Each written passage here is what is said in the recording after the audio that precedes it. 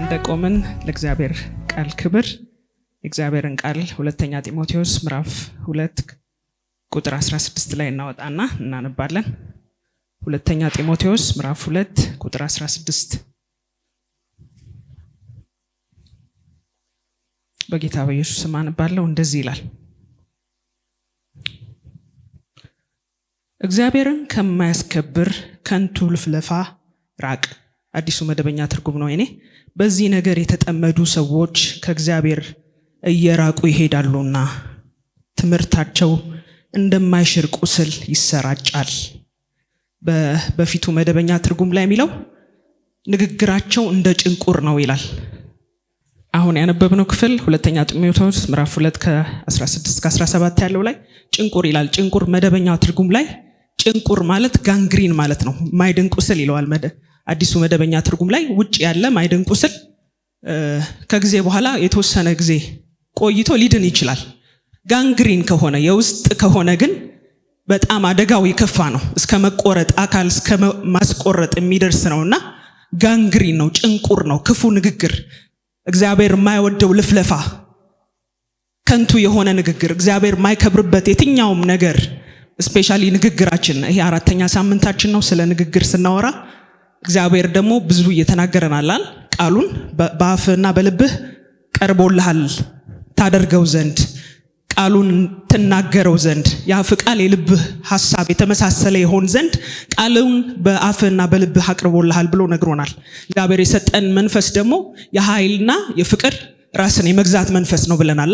መንፈስ ቅዱስ ተሰጥቶናል። ራስን የመግዛት መንፈስ፣ የኃይል መንፈስ፣ የፍቅር መንፈስ፣ ራስን የመግዛት መንፈስ ነው ይላል ሁለተኛ ጢሞቴዎስ ምዕራፍ 1 ቁጥር 7 ላይ። ራሳችንን በመግዛት እንደ ቃሉ በመናገር እንደ ቃሉ በመኖር እንድንኖር እግዚአብሔር እየተናገረን አለ። ባለፈው ሳምንት ክፍል 3 ላይ 5 ነጥቦችን አንስተናል። እንዴት እንናገር የሚለውን እንዴት እንናገር፣ የንግግራችንን ብዛት እንቀንስ። ለምን? በንግግር ብዛት በቃል ብዛት ኃጢአት ሳይኖር አይቀርምና አስተውሎ የሚናገር ግን አንደበቱን የሚገዛ ግን እሱ አስተዋይ ነው ብለናል። የመጀመሪያው እሱ ነው። ለምን? ከንግግር ብዛት መሳት ስለሚኖር፣ ከንግግር ብዛት ኃጢአት ስለሚኖር፣ ኃጢአት ብቻ ሳይሆን ከንግግር ብዛት ራሳችን ላይ ምናመጣው ፈተና አለ። እንደምናውቅ ብዙ እንደምንችል ስናወራ፣ የተሻልን እንደሆን አላስፈላጊ ንግግር ስናወራ ጴጥሮስን አይተናል አይደል? ተጽፏል፣ እረኛውን ይመተዋል በጎቹ ሁሉ ይበተናሉ ተብሎ ተጽፏል ሲለው እስከ ሞት ድረስ አለው። እስከ ሞት ድረስ እኔ በፍጹም ካንተ አልለይም አለው። ዛሬ ማታ አለው። በራሱ በተናገረው ቃል ተያዘ ጴጥሮስ። ፈተና ሊያመጣብን ይችላል የንግግር ብዛት። ኃጢአት ብቻ ሳይሆን ፈተና ሊያመጣብን ይችላል። ሁለተኛ ላይ ያየነው የአንደበታችን ቃል ከልባችን ሐሳብ ጋር እንዲመሳሰል፣ ከአንድ አፍ እንዴት ጣፋጭና መራራ፣ ከአንድ ምንጭ ከአንድ አፍ እንዴት መራራና ጣፋጭ የሆነ ነገር ይቀዳል ይላል። በዛው አፍ እግዚአብሔርን ትባርካለህ። በዛው አፍ በእግዚአብሔር መልክ የተፈጠረን ሰው ትረግማለህ። በለስ ወይራ በለስን እንዴት ሊያፈራ ይችላል? ይህ መመሳሰል አለበት። እግዚአብሔር ማይከብርበት የተዥጎረጎረ ነገር እግዚአብሔር ያየዋል አይደል? ሰው ከሰው ሊደበቅ ይችላል። የልቡን ሐሳብ ከሰው ሊደብቅ ይችላል። በአፉ መልካም ሊመስል ይችላል። ልብን ኩላሊትን የሚመረምረው እግዚአብሔር ግን ይጸየፈዋል። እጸየፈዋለሁ ነው አይደል ያለው? ያ ነው ሁለተኛ ላይ የተናገርነው። ያዕቆብ ምዕራፍ 3 ቁጥር 10 ነበር። ወንድሞች ሆይ ይህ እንዲሆን አይገባም። ምንጭ እስከ አንድ አፍ የሚጣፍጥና የሚመርን ውሃ ያመነጫል ልን? በለስ ወይራ ወይም በለስ ልታፈራ ትችላለችን ብለናል። የልባችን ሐሳብ የአፋችን ቃል በእግዚአብሔር ዘንድ ያማረ እንዲሆን እንዲመሳሰል ብለናል ሁለተኛ ላይ። ሶስተኛ ላይ ያየነው ውሏችን፣ ግንኙነታችን፣ ህብረታችን ንግግራችንን ስለሚገራው አልፎም ህይወታችንን ስለሚገራው ከማን ጋር ነው የምንውለው? ግንኙነታችን እንዴት ነው? ህብረታችን ከማን ጋር ነው? ንግግራችን ምን ይመስላል? ቢላ እንደሚስብ ጓደኛ ናር ክፉ ባልንጀርነት መልካሙን አመል ስለሚያጠፋ ያን እዛ ላይ በጣም ብዙ ምሳሌዎች ወስደን አይተናል። አራተኛ ላይ ያየነው መልካም ንግግር መናገር፣ ሽንገላንና ክፉ ንግግርን ማስወገድ የሚል ነው። አምስተኛ ላይ እውነትን መናገር፣ ውሸትን ማስወገድ ነው። ዛሬ ስድስተኛ ነው ምን ቀጥለው። ስድስተኛ ገስጹ፣ ፊት ለፊት የሚመለከተውን ሰው አትሙ፣ አትፍረዱ ተብለናል። በቀጥታ ነው የተባለው። አትሙ፣ አትፍረዱ፣ ገስጹ። ቆላስይስ ምዕራፍ 3 ቁጥር 16 በጥበብ ሁሉ እርስ በርሳችሁ አስተምሩና ገስጹ። ያዕቆብ ምዕራፍ 4 ቁጥር 11 ወንድሞች ሆይ እርስ በርሳችሁ አትተማሙ። መገሰጽ ለማቅናት ለማስተካከል ነው። የሚገባውን ሰው ያጠፋውን ሰው በቀጥታ ፊት ለፊት ለሌላ ሰው ሳይሆን ለራሱ ይሄን አድርጋል ለማቅናት በየዋሃት መንፈስ በመፍረድ ሳይሆን ለማቅናት ይሄን እንደዚህ አድርጋል፣ ይሄን እንደዚህ መሆን የለበትም በግልጽ ካልሆነስ ፍርድ ካለውስ ንግግራችን ውስጥ ፍርድ ካለውስ ተመሳሳይ ፈተናኛ ላይ ይመጣል። ተመሳሳይ የሆነ ችግር ውስጥ እንገባለን። በማቅናት መንፈስ በቀጥታ ለሚመለከተው ሰው የሚመለከተውን ነገር ማለት የሚመለከተውን ምክር መስጠት፣ በመፍረድ ግን ሊሆን አይገባም። ያዕቆብ ምዕራፍ 4 ቁጥር 12 እንደዚህ ይላል፣ ሕግን የሚሰጥና የሚፈርድ አንድ ነው፣ እርሱም ሊያድን ሊያጠፋም የሚችል ነው። በሌላ ግን የምትፈርድ አንተ ማን ነህ? በመፍረድ የመፍረድ ወንበር የሰው አይደለም ሲጀመርም ማለት ነው። ሮሜ ምዕራፍ 14 ቁጥር 13 እርስ በርሳችሁ አትፈራረዱ ይላል። የፍርድ ወንበር የማን ነው? የእግዚአብሔር ነው። የፍርድ ወንበር ለሰው አልተሰጠም። የሚፈርድ እግዚአብሔር ነው። እኛ ግን በየዋሃት መንፈስ የሳተውን ሰው በቀጥታ ሄደን ማቅናት ካልሆነስ ተመሳሳይ የሆነ ችግር ልናመጣ እንችላለን ራሳችን ላይ። ገላትያ ምዕራፍ 6 ቁጥር 1 እንደዚህ ይላል፣ ሰው በማናቸውም በደል ቢገኝ መንፈሳውያን የሆናችሁ እናንተ በየዋሃት መንፈስ አቅኑ፣ አንተ እንዳትስት ራስህን ጠብቅ። በማቅናት መንፈስ በማስተካከል መንፈስ እንጂ በፍርድ እንዲህ ስለሆነ እንደዚህ ነው የሚል እርሾ ካለ ተመሳሳይ ጉዳይ ወደኛ እንዳይመጣ መጠንቀቅ ይኖርብናል። 7ኛው ክርክር ጠብን ከሚዘራ ሰው መለያየትን ከሚያነሳ ሰው ራቅ። በቀጥታ ነው የሚለው። ቲቶ ምዕራፍ 3 ከቁጥር 10 እስከ 11 እንደዚህ ይላል፣ መለያየትን የሚያነሳ ሰው ጠማማ እንዲሆን በራሱም ላይ ፈርዶ ኃጢአትን እንዲያደርግ አውቀህ አንድ ጊዜ 2 ጊዜም ገስጸው። ከዚህ በኋላ እንዲህ ከሚመስል ሰው ራቅ። ይጋባል። ኃጢአት ባይ ኔቸር ተላላፊ በሽታ ይተላለፋል። ማይሆን ነገር ሰው ሲያደርግ ይሄ እንደዚህ አይደረግም በሉት፣ ንገሩት። እምቢ ካለ ግን ከዛ ሰው መራቅ፣ ካለበለዛ ይጋባል፣ ይተላለፋል። ኮሚኒኬብል ዲዚዝ ነውና ያንን ጠብን ክርክርን ከሚዘራም የጠብና ክርክር መጨረሻው ምንድነው? መለያየት ስለሆነ መለያየትን የሚያረግ ሰው እንደዛ ከሚያረግ ሰው መጀመሪያ ገስጸው፣ እምቢ ካለ ግን ተለይ። መለየት እንዳለብን እግዚአብሔር ቃል ይነግረናል። ምሳሌ ምዕራፍ 6 ከቁጥር 16 እስከ 19 እግዚአብሔር የሚጠላቸው 6 ነገሮች ይላል።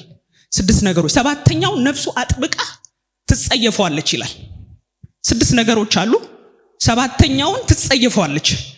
የመጀመሪያው ትዕቢተኛ ዓይን፣ ሐሰተኛ ምላስ፣ ንጹህ ደም የምታፈስ እጅ፣ ክፉ ሐሳብን የሚያበቅል ልብ፣ ወደ ክፉ የምትሮጥ እግር፣ በሐሰት የሚናገር ሐሰተኛ ምስክር።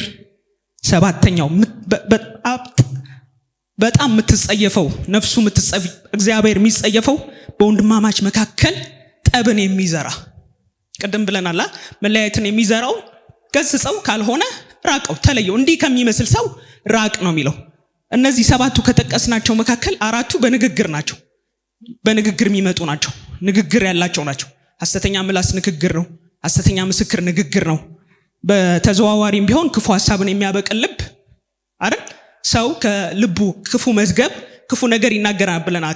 የመጀመሪያው ክፍል ላይ ከመዝገብ ነው ንግግር ብለናል። ከክፉ ልብ መልካም ንግግር ሊወጣ አይችልም። 4ኛው በወንድማማች መካከል ጠብን የሚዘራ። ጠብ በምንድን ነው የሚዘራው? በንግግር ነው የሚዘራው። 4ቱ ማጆሪቲው ማለት ነው እግዚአብሔር የሚጠላቸው፣ ነፍሱ ደግሞ አጥብቃ የምትጸየፈው አንዱ 4ቱም በአጠቃላይ በንግግር የሚደረጉ ናቸው። እግዚአብሔር ለህብረት ለመልካም ለሆነ ግንኙነት ጠርቶናል። ለመለያየት አይደለም የተጠራ፣ ለአንድነት። እግዚአብሔር ራሱ የጠራ ወደ ራሱ ህብረት ነው፣ ወደ ልጁ ወደ ኢየሱስ ክርስቶስ ህብረት ነው የተጠራ ነው። እንደዛ ግን የሚለያየውን መለያየትን የሚዘራውን እግዚአብሔር በፍጹም ይጸየፈዋል።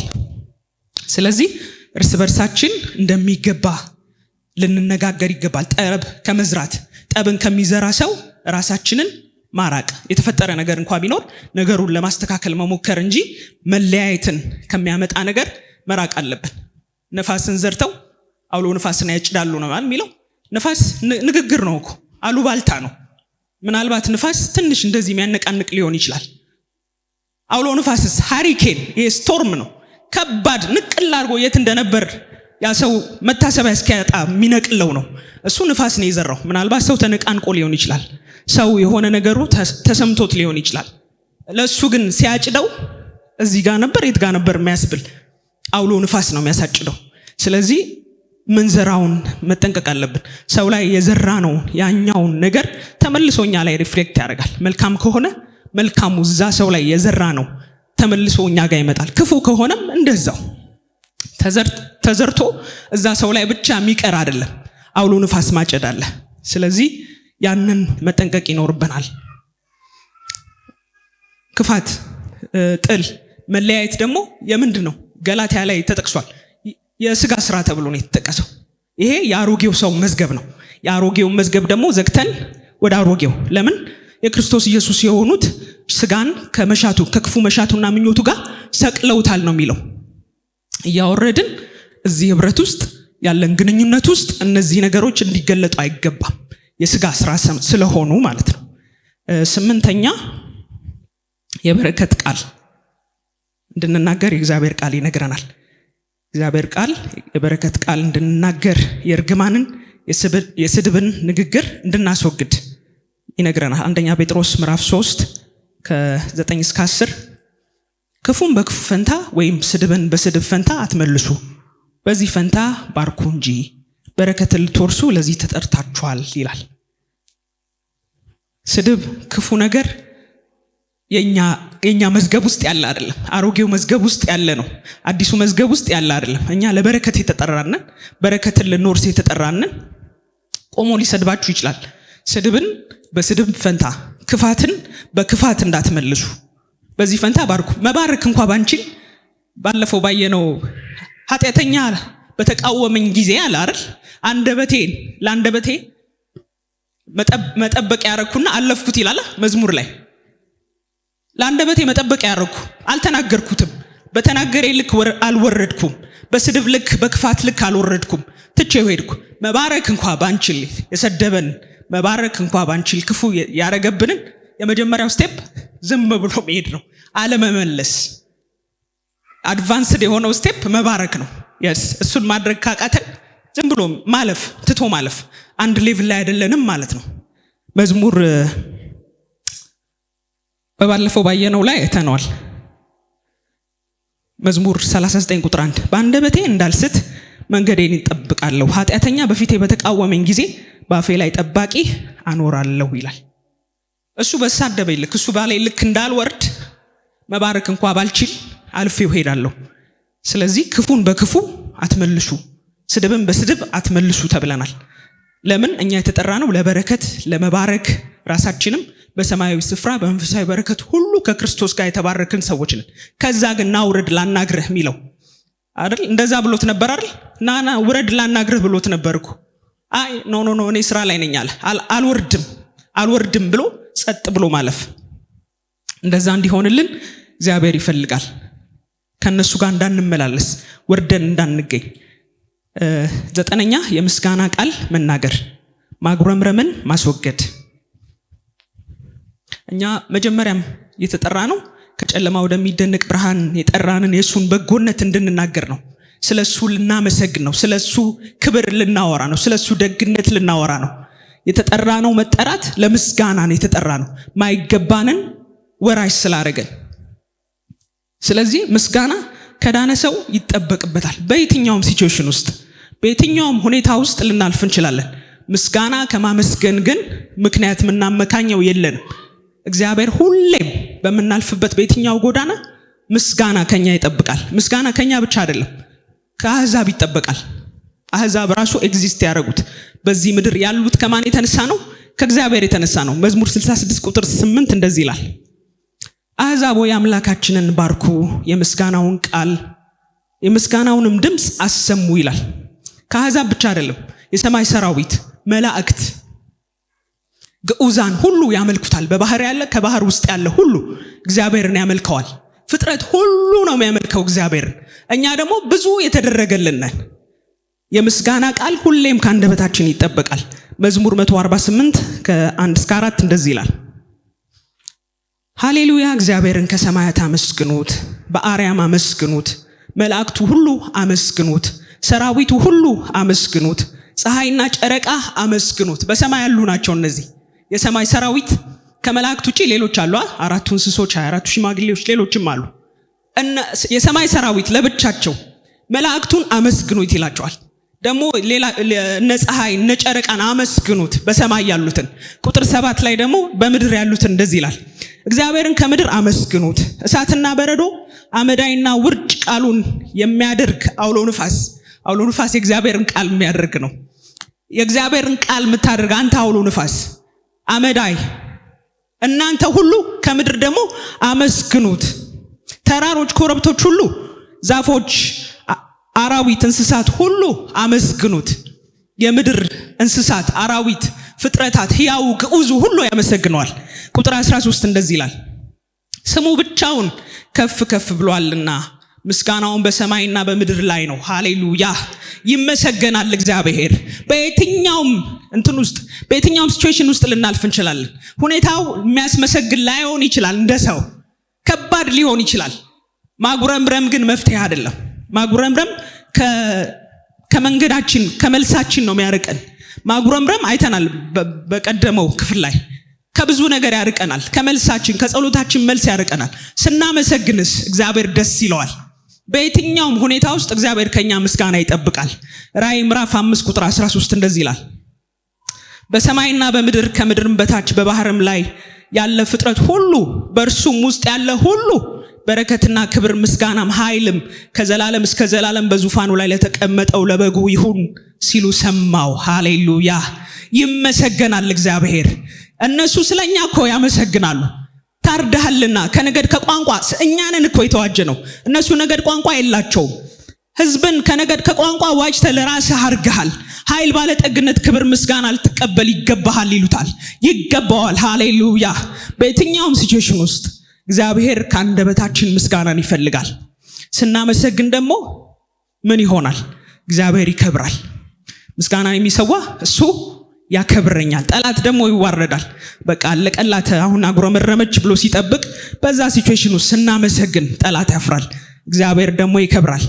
የጸሎታችን መልስ ሁለተኛ ይፈጥናል። ስናመሰግን ጠላት ድል ይነሳል፣ እምነታችን ደግሞ ይጨምራል። ስናመሰግን እግዚአብሔር መልሱን ያፈጥንልናል። ያ ደግሞ ለምን ይሆንልናል? ለእምነት ይሆንልናል። እምነታችን ይጨምራል። ከእግዚአብሔር ጋር ያለን ህብረት ይጠናከራል። ስናመሰግን ሌላ ምን ይሆናል? መገኘቱ ፊቱ ይበራልናል። ይሄ እግዚአብሔር ይባርክ ይጠብቅህ የሚለው ዘኍልቍ ምዕራፍ 6 ቁጥር 25 ላይ ያለው ባርኮት ከመስዋዕት በኋላ ነው ካህኑ ወጥቶ የሚባርካቸው። ባይ ዘ ዌይ እስራኤልም አልገባም፣ መቅደስ አልገባም፣ ቅድስተ ቅዱሳን አይደለም መቅደስ አልገባም። አደባባይ ላይ ነው መስዋዕቱን እግዚአብሔር ከተቀበለ በኋላ ካህኑ ወጥቶ ይባርካል። አሜን ብሎ ተቀብሎ የሚሄደው ፊቱን ያብራልህ ሲለው ከመስዋዕት በኋላ አሜን ብሎ ይሄዳል። እኩል ነው የገባ ነው። ኢየሱስ ጌታ ነው። እነሱም ካህኑ ነው እስከ ቅድስት የሚገባው። ቅድስተ ቅዱሳን በዓመት አንዴ ሊቀ ካህናቱ ነው የሚገባው። እስራኤል አልገባም፣ አብረን የገባ ነው። ኢየሱስ ጌታ ነው። ስለዚህ ፊቱ ይበራልናል ስናመሰግን። ከምስጋናችን መስዋዕት በኋላ እግዚአብሔር ስናመሰግነው ዘንበል ይላል። ሃሌሉያ። ስናመሰግን የእግዚአብሔር ፊት ይበራልናል፣ ምስጋናችን ይጨምራል። አመስጋኝነታችን ከኛ ችግር በላይ የእግዚአብሔር ትልቅነት ይታየናል። ከኛ ችግር በላይ ከሁኔታው በላይ የሱ ኃያልነት ይታየናል። ስናመሰግን ጭንቀታችን ይቀንሳል።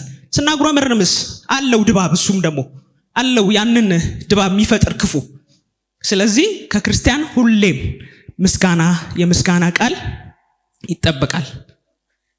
መዝሙር 150 ቁጥር 6 እንደዚህ ይላል፣ እስትንፋስ ያለው ሁሉ እግዚአብሔርን ያመስግን። እስትንፋስ ማን የሰጠን? እግዚአብሔር ነው።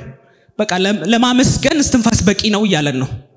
እስትንፋስ ካለ ያመሰገንክ ከሆነ በህይወት እንዳለ ይታወቃል። ለምን ግዑዝ የሞተ ሰው እግዚአብሔርን አያመሰግንም። ሙታን እግዚአብሔርን አያመሰግኑትም። እስትንፋስ አለ፣ እግዚአብሔርን አመስግን። የትኛውም ሁኔታ ውስጥ ልንሆን እንችላለን። ጠላት ያፍራል። የትኛውም ሁኔታ ውስጥ እግዚአብሔርን ስታመሰግኑ ጠላት ያፍራል። ኢየሱስ ጌታ ነው። 10ኛ የሚያሳፍር ነገርን፣ የስንፍና ንግግርን፣ ዋዛን አስወግድ። በተጨማሪም አትማሉ ተብለናል። የሚያሳፍር ነገር ነውር ማለት ነው። የስንፍና ንግግር፣ ዋዛ፣ እነዚህን ማስወገድ። በተጨማሪም አትማሉ ተብለናል። በቀጥታ እንዳንብል በንግግር እንዳናረገው የተባልነው በእግዚአብሔር ቃል መሰረት ኤፌሶን ምዕራፍ 5:3-4 እንደዚህ ይላል። ለቅዱሳን እንደሚገባ ግን ዝሙትና ርኩሰት ሁሉ ወይም መመኘት በእናንተ ዘንድ ከቶ አይሰማ። የሚያሳፍር ነገርም የስንፍና ንግግርም ወይም ዋዛ የማይገቡ ናቸውና አይሁኑ፣ ይልቁን ምስጋና እንጂ። ምስጋናን አይተናል። እነዚህን በዲቴል እናያለን። የሚያሳፍር ንግግር የመጀመሪያው እሱ ነው በዚህ ክፍል ስር። ሁለተኛ የስንፍና ንግግር ነው። የስንፍና ንግግር እግዚአብሔር ቃል ያለን አለ አይደል? እሱ ካለን ውጪ እኛ ምንለው ማለት ነው ስንፍና። እግዚአብሔር ትከናወናላችሁ ለስኬት፣ ለንግስና፣ ለክብር፣ ለክህነት ጠርቶናል አይደል? ለፍሬያማነት ጠርቶናል። ከዛ ያነሰ በቃ አይሳካልኝም፣ አይሆንልኝም፣ የኔ ነገርማ እንደዚህ ነው እያልን ራሳችን በራሳችን ላይ የምንናገረው እሱ ስንፍና ነው። የስንፍና ንግግር ማለት እሱ ነው። አረባም፣ አልጠቅምም፣ አይሳካልኝም። እግዚአብሔር ቃል ግን አትረቡም አላለንም። ይሳካልሃል፣ በእኔ ዘንድ ፍጻሜ ያለው ተስፋ አለህ ነው ያለው። ለንግስና ለክብር ነው የጠራን፣ ለክንውነት የጠራን፣ ለድል ነው የጠራን አይደል? ኢየሱስ ድል የሆነው ሁሉ ለእኛ ሆኖ ተቆጥሯል። እኛ በክርስቶስ ስለሆነ ሁሉ ነገር የተቆጠረልን። የተመረጥነው ራሱ ዓለም ሳይፈጠር እኮ ነው። ያለ ነውር ያለ ንቀፋ በፍቅር እንሆን ዘንድ መረጠን። በክርስቶስ የሆነውን ሁሉ የሆነው በክርስቶስ ነው። ድሉ የክርስቶስ ድል የክርስቶስ ክንውን የሆነው ሁሉ የኛ ሆኖ ተቆጥሯል እሱ ስለጨረሰው። ስለዚህ እኛ ከዛ ውጪ የምንለው ነገር ያ የስንፍና ንግግር ነው። ያ እንዲሆን እግዚአብሔር አይፈልግም። የስንፍና ንግግር ደግሞ መዘዙ ብዙ ነው። በጣም ብዙ መዘዝ ያመጣል። ያልነው ስለሚሆንብን አይሳካልኝም፣ አይሆንልኝም፣ የኔ ነገር እንደዚህ ነው፣ እየቀነጨረ ነው፣ እየጠፋ ነው የሚሄደው ካለ አንድ ሰው እንደሱ ነው የሚሆንበት። ግን ቃሉ የሚለውን ማለት የእግዚአብሔር ቃል ያለንን ነኝ ብሎ መቀበል። እሱ ያለውን ይሆናል፣ ባይሆንም ሁኔታው ባይመስልም። በደረቀው አጥንት ላይ እኮ ተናገር እኮ ነው ያለው ሕዝቅያስን። ተናገር ነው የተባለው። በመናገር ነው እነዛ አጥንቶች አጥንት ከአጥንት ጋር የተጠጋጋው ታላቅ ሰራዊት የሆነው በመናገር ነው። የትኛውም የሞተ የሸተተ ነገር ቢኖር እግዚአብሔር ይችላል፣ እግዚአብሔር ያደርጋል ማለትን የመሰለ ነገር የለም። ከዛ ውጪ የሆነ ነገር ስንናገር ያ የስንፍና ቃል ነው። አንድ ምስክርነት ልንገራችሁ። ባለፈው ብያችኋለሁ። በሽታ ቢያማችሁ አትቀበሉ በሽታው። ምናልባት በመረጃ ነው የመጣው። በጣም ለኔ ቅርብ የሆነ ሰው ብሬስት ካንሰር 4th ስቴጅ 4ኛው ስቴጅ የመጨረሻው ወደ ሳምባ ተሰራጭቷል፣ ወደ ጎድና አጥንት ተሰራጭቷል። እያፈነ ነው። ሰው ትንፋሽ ከሌለው ብዙ ቀን አይቆይም ታውቃላችሁ። ቀን የሚቆጠርበት ነው ወደ ሞት። ግን ይሄኛው ኢሳይያስ 53:5 ላይ ያለው ስለ መተላለፌ ቆሰለ፣ ስለ በደሌ ደቀቀ፣ የደህንነቴ ተግሣጽ በእርሱ ላይ ነው፣ በእርሱ ቁስል እኔ ተፈወስኩ እያለቻች ሴት አሁን ያው ነሐሴ ሲመጣ 2ኛ ዓመቷ። ኢየሱስ ጌታ ነው። በየትኛውም በሞተ ባበቃ በደረቀ ነገራችሁ ላይ ወይ ደረቀ አሁንማ ተንቋቋ አትበሉ። ኢየሱስ ጌታ ነው። ይለመልማል በሉ፣ ተናገሩበት፣ እንዲሆን የምትፈልጉትን አውሩበት። አንዳንድ ሰው በጣም የቅርብ የሆነ መስሎ በቃ ይሄ እኮ የመጨረሻ ነው። አንድ ነርስ ነበረችና መታ ምን አለቻት? ይሄ በጣም እያለቀሰ በቃ ለእናንተ እያዘነ የመሰለው አንዳንድ ሰው መርዷችሁን ያባብሷል። መታ ነገረቻት። ይሄ እኮ በቃ የመጨረሻው እያለች እያነባች ትነግራታለች። በይ እንደዚህ አይባልም፣ ለምን 16ኛው ስቴጅ አይሆንም አለቻት። ኢየሱስ ጌታ ነው። ምንም ጠላት መጥቶ እያባበለም ምናምን እያረገም መጥቶ ቢነግራችሁ አትስሙት። እናንተ እግዚአብሔር ቃል ያላችሁን ብቻ ነኝ በሉ። እግዚአብሔር ቃል የሚላችሁን ብቻ አውጁበት። ኢየሱስ ጌታ ነው። ስለዚህ ከዛው ውጪ የሆነ ነገር ስናወራ ስንፍና ነው። እግዚአብሔር በሱ ላይ እንድንተማመን ስለሚፈልግ መርዶክዮስ እኮ ሲገላምጠው ሃማ መርዶክዮስን ሲገላምጠው መርዶክዮስ ያለ መነሳት ያለ መናወጥ ነበር የተቀመጠው። በአስቴርም አይደለም የተማመነው። በአስቴር አልተማመነም። እንደውም ብሏታል፣ አንቺ እዚህ ነኝ ብለሽ ቸል ብትይ መዳን ከሌላ ስፍራ ለአይሁድ ይመጣል ብሏታል። በእሷም አልተማመነም። በአለቱ ተማምኖ ነበር። የተማመነውን ያቅ ነበር። እግዚአብሔር እንደዚህ ጽንት ብለን ስንተማመንበት ያለንን ነን ስንል ቃሉን እኛ ላይ በሁኔታው ላይ ስናውጅ እግዚአብሔር ደስ ይለዋል። ለምን? የሚሰማኝ በእርጋታ ይቀመጣል ይላል፣ ከመከራም ስጋት ያርፋል። እግዚአብሔርን በመስማት ውስጥ ነው ተዘልሎ መኖር ያለው። እግዚአብሔር ቃል ያለንን ነኝ በማለት ውስጥ ጸንተን ያንን በመናገር ውስጥ ነው የኛ ነገር የሚሰራው። ኢየሱስ ጌታ ነው። አንድ ሰው አሳያቸዋለሁ ከመጽሐፍ ቅዱስ። ኢዮብ ለልጆቹ መስዋዕት ይሰዋ የነበረው ከፍርሃት ነበር። ተዘልሎ አልተቀመጠም ነበር። ችግሩ ከመጣበት በኋላ እንደዚህ አለ። ኢዮብ ምዕራፍ 3 ቁጥር 25 የፈራሁት ነገር መጥቶብኛልና የደነገጥኩበትም ደርሶብኛል። ተዘልዬ አልተቀመጥኩም፣ አልተማመንሁም፣ ነገር ግን መከራ መጣብኝ አለ። እኛ ስናይ ኢዮብ ከእምነት ያደረገው ይመስለናል። ለልጆቹ ግን ድንጋጤ ያለው እግዚአብሔር በእኛ መስዋዕት በእኛ ምናምን አይደሰትም። ታውቃላችሁ፣ በእሱ ላይ ባለን እምነት ከመስዋዕት ይልቅ በምሕረቴ በሚደገፉ ደስ ይለኛል ይላል እኮ መዝሙር ላይ። ከመስዋዕታችን ከጸሎታችን ከኛ ካለን ነገር ይልቅ በእሱ ላይ ስንደገፍ እግዚአብሔር ደስ ይለዋል። ተዘልዬ አልተቀመጥኩም አለ፣ የፈራሁት መጣብኝ። ስለዚህ እግዚአብሔር በእሱ ላይ በቃሉ ላይ ተማምነን እንድንኖር ይፈልጋል። የሚሰማኝ በእርጋታ ይቀመጣል፣ ከመከራም ስጋት ያርፋል ስለሚል ካለን ነገር ካለን ከየትኛውም ጉዳይ በእርሱ ላይ እንድንተማመን እግዚአብሔር ይፈልጋል። የስንፍና ንግግር አናወራው፣ በእርሱ ላይ እንደገፋለን። በቃሉ ላይ ሲቹዌሽኑ የደረቀም የሞተ የሸተተም ቢሆን። ሌላው ዋዛ ወይም ቀልድ። መንፈሳዊ ነገር፣ መንፈሳዊ ዓለም በአጠቃላይ ህይወት መንፈሳዊ ነው ብለናል። ከዚህ እስከዚህ ስጋዊ፣ ከዚህ እስከዚህ ዓለማዊ የሚባል ነገር የለም። ይህን ማወቅ አለብን። ሁሉ ነገር መንፈሳዊ ነው። መንፈሳዊ ዓለም ደግሞ ቀልድ አያውቅም። ቀልድ ዋዛ ምናምን አያውቅም። ተናገራችሁ ቀልድ አይደለም፣ በቃ ተይዟል። የተናገርነው ቃል ለቀልድም ብንናገረው ይያዝብናል። ስለዚህ ዋዛ ቀልድ ምናምን የለም። ይህን ማወቅ አለብን። በቀልድ ምክንያት ያልሆነ ንግግር መናገር የለብንም። ለምን? ጨዋታ ቀልድ ቀስ ቀስ እያለ ውስጥን ይበላል። እንደ እግዚአብሔር ቃል ያልሆነ ነገር። ሳምሶን እኮ እንቆቅልሽ ምናምን ጀምሮ ነው መጀመሪያ አይደል? ፍልስጤም ሰፈር ሄዶ እንቆቅልሽ ምናቅልሽ ምናምን መባባል ጀመረ። ቀስ በቀስ እየተበላ ደሊላን አገኛት። ቀስ በቀስ እየተበላ ጸጋውን ተላጨ፣ ጸጉሩን ተላጨ፣ መሞቻ ሆነበት፣ ባዶ ሆነ። ስለዚህ ቀልድ የሚባል የለም። መዝሙር 119 ቁጥር 85 እንደዚህ ይላል፣ ኃጢአተኞች ጨዋታን ነገሩኝ፣ አቤቱ እንደ ሕግ ግን አልነበረም። ኃጢአተኞች ጨዋታ ነገሩኝ፣ አቤቱ እንደ ሕግ ግን አልነበረም። እንደ እግዚአብሔር ሕግ ያልሆነ እንደ እግዚአብሔር ቃል ያልሆነ የትኛውም ነገር አጥፊ ነው። ቀስ በቀስ እየበላ ገዳይ ነው። ስለዚህ እንደ እግዚአብሔር ቃል ያልሆነ ዋዛ ፈዛዛ ቀልድ መወገድ አለበት። ሌላው አትማሉ ነው። አትማሉ ተብለናል። አትማሉ ማቴዎስ ምዕራፍ 5 ቁጥር ከ34 እስከ 35 ከቶ አትማሉ፣ በሰማይ ቢሆን በሰማይ አይሆንም የእግዚአብሔር ዙፋን ነውና፣ በምድር አይሆንም የእግሩ መረገጫ ናትና፣ በኢየሩሳሌም አይሆንም የንጉሱ ሰለሞን መቀመጫ ናትና፣ በራስ አይሆንም ነጯን ጸጉር ወደ ጥቁሩን ወደ ነጭ መቀየር ማትችል አንተ ማነህ ይለናል እግዚአብሔር። ስለዚህ መማል አይቻልም። አዎ ከሆነ አዎ፣ አይደለም ከሆነ ቃላችን አይደለም። እንዲሆን ነው የእግዚአብሔር ቃል የሚያስተምረን።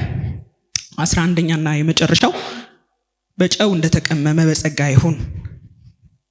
ቆላስይስ ምዕራፍ 4 ቁጥር 16 ለእያንዳንዱ እንዴት እንድትመልሱ እንደሚገባችሁ ታውቁ ዘንድ ንግግራችሁ ሁል ጊዜ መቼ?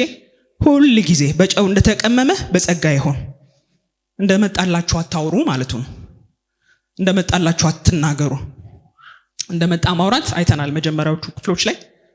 በእግዚአብሔር ፊት ቆመን እንጠየቃለን ስለ እያንዳንዱ፣ ሁሉም ስለተናገረው ስለ እያንዳንዱ ቃል በፍርድ ቀን በእግዚአብሔር ፊት መልስ ስለሚሰጥ፣ ቃል ደግሞ ዘር ስለሆነ ስለሚታጨድ፣ ራሳችንም ስለምናጭድ፣ የተናገርንበት ሰውም ስለሚያጭድ፣ ስለዚህ መልካም ያልሆነ በጎ ተጽዕኖ የሌለውን ንግግር እንድንናገር እግዚአብሔር አይፈልግም። የሚያንጽ የሚያበረታ የሚያቆም ሰዎችን ካሉበት ነገር የሚያወጣቸው የሚያጸናቸው ህይወት የሚሰጥ የሚያንጽ እንደ እግዚአብሔር ቃል እንድንናገር ነው የእግዚአብሔር ቃል የሚነግረን። ካልሆነስ አጥፊ ነው የሚሆነው፣ ካልሆነ ጎጂ ነው የሚሆነው፣ ካልሆነ ዝም ብንል ነው የሚሻለው። እንዴት እንድንናገር እንኳን እስከምናቅ መቀነስ ብለናል። የመጀመሪያው በቃ ዝም ማለት፣ ንግግር መቀነስ፣ በትክክል ማውራት እስከምንችል ድረስ እንደ ቃሉ ማውራት እስከምንችል ያልሆነ ንግግር መነጋገር የለብንም። በጨው እንደተቀመመ መሆን ስላለበት ሌላን ሰው እንዳንጎዳ እንዳንሰብር ያልሆነ ነገር እንዳናመጣ እግዚአብሔር ደግሞ እንዳይጠይቀን ከሰዎች ጋር በሚኖረን በየትኛውም ግንኙነት በአግባቡ መናገር በአግባቡ ማውራት እንደ እግዚአብሔር ቃል መናገር አለብን። ካልሆነ ዝም ማለት በእግዚአብሔር ፊት የሚያስጠይቀን ስለሆነ ቃል በቃል ነው የሚሻረው። ማንም ሰው ያልሆነ ቃል ሲያራ እኔ እንደዚህ ነኝ ብላችሁ መመለስ አለባችሁ። ያለበለዚያ ተዘርቶባችኋል። ቃል ቀልድ አይደለም። ሲነግራችሁ ሰው የሆነ ነገር ማይሆን እንደ እግዚአብሔር ቃል ያልሆነ ነገር ሲያወጣባችሁ ነው ወረ የእግዚአብሔር ቃል ያለኝ ይሄን ነው አልቀበልም። ቃሉን በቃል መሻር አለብን። ከዚህ በፊትም የተናገርነው የትኛውም የስንፍና ንግግር የትኛውም እንደ እግዚአብሔር ቃል ያልሆነ ንግግር አሁን እያሰብን መሻር አለብን። በልጆቻችን ላይ በቤታችን ላይ በስራችን ላይ በሀገራችን ላይ በየትኛውም የህይወታችን ክፍል ውስጥ የተናገርነውን ክፉ ንግግር አሁን መሻር አለብን። እንዲህ ብዬ ነበር፣ ጌታ ሆይ ይቅር በለኝ፣ አሁን አውቄያለሁ። ይሄን ቃል በዚህ ቃል እሽራለሁ። ይህ ቃል በዚህ ይሻርልኝ፣ አሁን አውቄያለሁ። ይህ ቃል እንዲዘራብኝ ተዘርቷል፣ እንዲያድግ ፍሬ እንዳይፈራ አልፈልግም፣ መነቀል አለበት፣ ይሻርልኝ እያል በእግዚአብሔር ፊት መጸለይ ይኖርብናል። ያንን ቃል በቃል መሻር አለብን። ሌላው ስንናገር ፐርሰናል የሆኑ ጉዳዮች አሉ። የሰዎች ማይጠየቁ ማይነሱ ጉዳዮች፣ ሰዎች ሴንሲቲቭ የሚሆኑባቸው ማይፈልጉት። ለምሳሌ የትዳር ሁኔታ ሰው መጠየቅ አይፈልግም። አገባ አሁን አንዳንድ ሰው ይገርማል። እንዳገኘ አግብታል ወይ ባል ሊያመጣ ነው ሚስት ሊያመጣ ነው። በፍጹም እንደዚህ አይነት ጥያቄ አትጠይቁ። ሰው ስታውቁ እወቁ። በቃ ያንን ሰው እኮ በጊዜ ብዛት ልናውቅ እንችላለን። ትዳር አለው የለውም፣ ልጅ አለው የለውም፣ አይጠየቅም። የሰው እድሜ ሊያገባ ይችላል ተብሎ የሚገመት እድሜ በቃ ትልቅ ሰው ነው አግብቶ ሊሆን ይችላል ተብሎ አይጠየቅም። በቃ አንዳንድ ሰው የቀረበ ይመስሏል። ይሄ በፍጹም ትክክል አይደለም። ይሄ ኢትዮጵያዊ ባህል ነው፣ ግን አሁን ሰው ሴንሲቲቭ ነው። በፍጹም እንዲጠየቅ አይፈልግም። ስታውቁ ታውቃላችሁ፣ ማግባቱን አለማግባቱን መውለዱን። ዝም ብላችሁ ግን ቤተሰብ ደህና ነው እንዴ አትበሉ። ስለምታውቁት ብቻ ጠይቁ። ስለማታውቁት ነገር ሰው ላይ አትጠይቁ። ሰውም እስካልነገራችሁ ድረስ በዛ ነገር ውስጥ እጃችሁን አታስገቡ። ለምን? ሰው አይፈልግም። አግብተሃል ወይ አግባ መባል አይፈልግም። ሲያገባ ያግባ። እግዚአብሔር ነው ትዳር የሚሰጠው፣ እግዚአብሔር ነው ልጅ የሚሰጠው። በፍጹም ግን የሰዎች ግል ህይወት ውስጥ ጸልዩልኝ ካላሉ በጸሎት መልክ መነሳት የለበትም። ጸልዩልኝ ካላችሁ መጸለይ ይቻላል። ካልሆነ ግን ስለዛ ሰው አንዳንዴም በምን ሁኔታ ውስጥ እንዳለፉ አታውቁም። ሰዎቹ ቁስል ሊኖራቸው ይችላል። እንዲነካባቸው አይፈልጉም። ከእናንተ ጋር ሲመጡ ቺር አፕ ለማድረግ ለመጫወት፣ ያንን ነገር ለመርሳት አሁን መተው እኛ ጋር እኛ ይሄን ስናነሳባቸው ሊርቁን ይችላሉ። ያርቃል። ስለዚህ አገባህ አላገባህ እግዚአብሔር ትዳር ይስጠው። ስፈልጉ በጓዳ ጸልዩለት። በፊት ለፊት ግን አይፈልግም ሰው አግባ መባል አታግባ። ልጃችን እንኳን ቢሆን ስትሉ ማሚ ደግሞ ምናምን ብሏችሁ ሊሄድ ይችላል። አታንሱበት። በቃ this is ፐርሰናል የሆኑ ጉዳዮች ፐርሰናል ናቸው። ሰዎች እስካልነገሯችሁ ድረስ ባውንደሪ አልፈን የሰዎችን የግል ህይወት መንካት በጣም ሴንሲቲቭ ኢሹ ስለሆነ ደስ ስለማይላቸው በዚህ ጉዳይም ንግግራችንን መክታት ይኖርብናል። ንግግራችን ሁሌ በጨው እንደተቀመመ እንዲሆን ሰዎች ስንመጣ መጣችልኝ እንዲሉን እንጂ መሊላይ ነው እንዲሉን መሆን የለበትም። ስለዚህ እንዴት ኮሙኒኬት እንደምናደርግ በነገራችን ላይ በጣም ፑር ነው የኛ ኮሙኒኬሽን። ኢትዮጵያ በጣም ንግግር ምንም አይመስለንም። አንድ ንግግር ምን እንደሆነ ስለማናቅ ነው። እንደሚጠፋ ብንብሎ አይጠፋም ንግግር። እንደውም ዱላ ከቀጣቸው ሌላ አካላዊ ጥቃት ከደረሰበት ሰው ንግግር ነው ሰውን የሚጎዳው። አንጠነቀቅም። ለልጆችም ስንናገር አንጠነቀቅም። ለሰዎችም ስንናገር አንጠነቀቅም። ንግግር በጣም ሲሪየስ የሆነ ጉዳይ ነው። ኃይለኛ መሳሪያ ነው። በመንፈሳዊም በዚህ ሴኩላር ዓለሙ ንግግር በጣም አደገኛ ስለሆነ እንዴት መጠቀም እንዳለብን ማወቅ አለብን። ዝም ብለን ማውጣት የለብንም።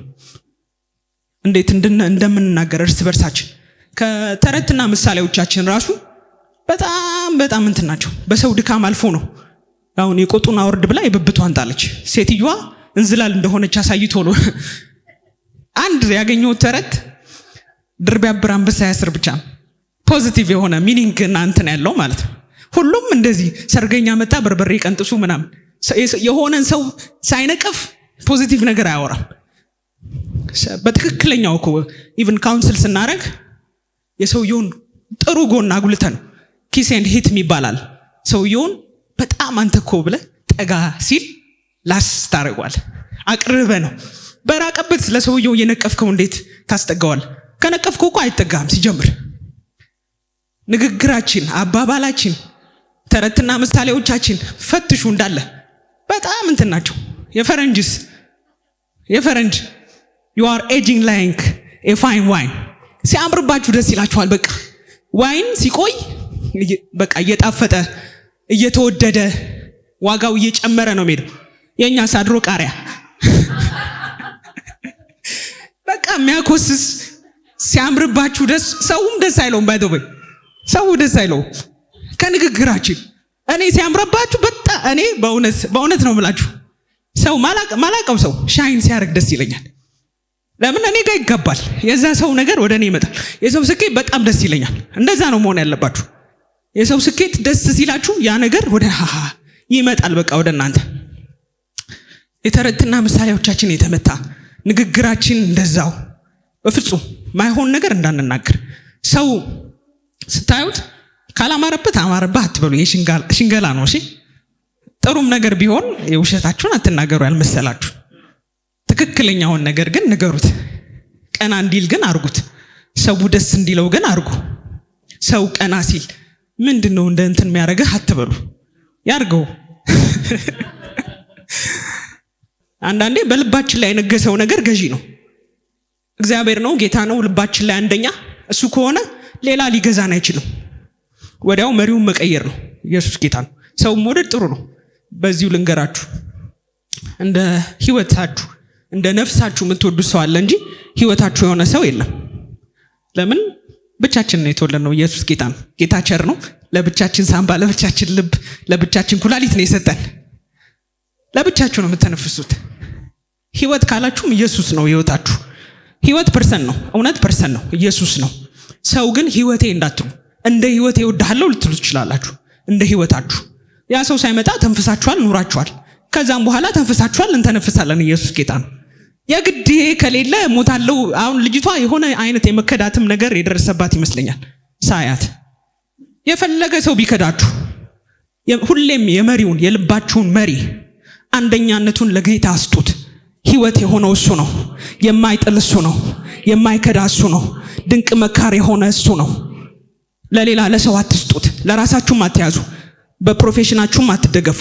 ባላችሁ ነገር አንዳንድ ሰው ገንዘብ ኢን ሚሊየን ሲያጣ ከሚሊየኑ በፊት እኮ እሱ ነበር። እሱ መኖሪያዬ ነው፣ ነፍሴ ነው፣ ህይወቴ ነው ብሎ ስለሚያስብ መሞቻው ይሆናል። በልባችን ላይ ያነገስነው አንደኛ ያደረግነው ገዢ ነው። ጌታን ካረግን ጌታ ገዢ ነው። ገንዘብ ካረግን ገንዘብ ገዢ ነው። ሰው ካረግን እንደዛው። ሁሌም ልባችን ላይ የምናነግሰውን፣ ልባችን ምንሰጠውን፣ የልባችን ሚሞላውን፣ የልባችን ዙፋን ላይ የምናነግሰውን ማጤን አለብን። ማንን ነው የምናረገው? ልባችን ላይ ቃሉን የነገሰው እንደ ቃሉ ነው የምንናገረው፣ እንደ ቃሉ ነው የምንመላለሰው የሚለውን ሁሌ ልናይ ይገባል። በመጨረሻም በአግባቡ ስንናገር እግዚአብሔር የመታሰቢያ መጽሐፍ ይጽፋል። ትንቢተ ሚልክያስ ምዕራፍ 3 ቁጥር 16 እንደዚህ ይላል። የዛን ጊዜ እግዚአብሔርን የሚፈሩ እርስ በርሳቸው ተነጋገሩ፣ እግዚአብሔርም አደመጠ ሰማም። እግዚአብሔርንም ለሚፈሩ ስሙንም ለሚያስቡ የመታሰቢያ መጽሐፍ በፊቱ ተጻፈ። ሃሌሉያ። እኛ እንደ እግዚአብሔር ቃል ስንነጋገር፣ እግዚአብሔርን በመፍራት ውስጥ ስንነጋገር፣ እግዚአብሔርን ለሚፈሩ እግዚአብሔር ይሰማል፣ ያደምጣል። ደግሞ መስማት ከማድመጥ ዲፐር ነው አይደል? ዲፕ ነው። ያደምጣል። የመታሰቢያ መጽሐፍ ይጻፍልናል። ኢየሱስ ጌታ ነው። ስለዚህ የልባችን ቃል፣ ያፋችን የልባችን ሐሳብ ያፋችን ቃል በእግዚአብሔር ፊት ያማረ ይሆንልን። እሱ እንደሚፈልገው ይሆንልን፣ እንደ ቃሉ ይሆንልን፣ እሱ እንደሚወደው ይሆንልን፣ እሱ በእኛ መናገር እንደሚፈልገው ይሆንልን። ከኛ አልፎ ሰውን መጠገን፣ ሰውን ማቆም፣ ሰውን ማጽናናት፣ ሰውን ማበርታት እግዚአብሔር በእኛ አልፎ ሰዎች ከገቡበት ማጥ ሰዎችን ማውጣት ይፈልጋል። እንደዛ በጨው እንደተቀመመ ይሆንልን፣ እንደ ቃሉ መናገር ይሆንልን። ክብር ለጌታ ይሁን። ይህን አገልግሎት ለመደገፍ ከስር ባስቀምጥ ነው የባንክ አካውንት እንድትጠቀሙና የወንጌልን ስራ አብራችሁን እንድትሰሩ እያልን ዩቲዩብ ቻናላችንን ሰብስክራይብ በማድረግ ፌስቡክ፣ ኢንስታግራም እና ቲክቶክ አካውንታችንን ፎሎ በማድረግ የጌታን ስራ እንድትደግፉ ጥሪ እናቀርብላችኋለን። ለበለጠ መረጃ በእነዚህ ስልኮች ተጠቅመው ይደውሉ። ተባረኩ።